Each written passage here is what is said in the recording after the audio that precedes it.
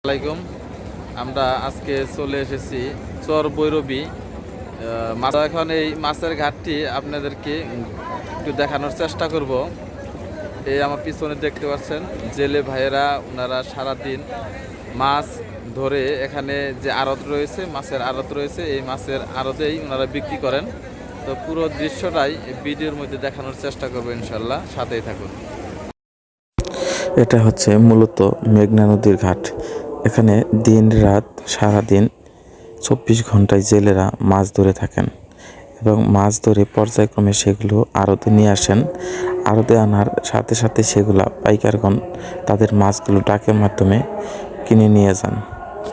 এই নদীতে বিভিন্ন প্রজাতির মাছ দেখা যায়, তার মধ্যে যে মাছটি বেশি পাওয়া যায় সেটা হচ্ছে ইলিশ মাছ। এছাড়াও চিংড়ি, পাবদা, আইড়, বাঘার, বোয়াল, শোল এগুলো অন্যতম। আমরা হাঁটতে হাঁটতে এখন আড়তের ভিতরে চলে আসলাম। এখানে দেখছেন আইড় মাছ, এগুলো ডাকের মাধ্যমে বিক্রি হচ্ছে। এখানে হচ্ছে চিংড়ি মাছ, এগুলো কিন্তু এই নদীরই মাছ। নদীর পাঙ্গাস, আইড়, বিভিন্ন প্রজাতির মাছই এখানে দেখা যায়।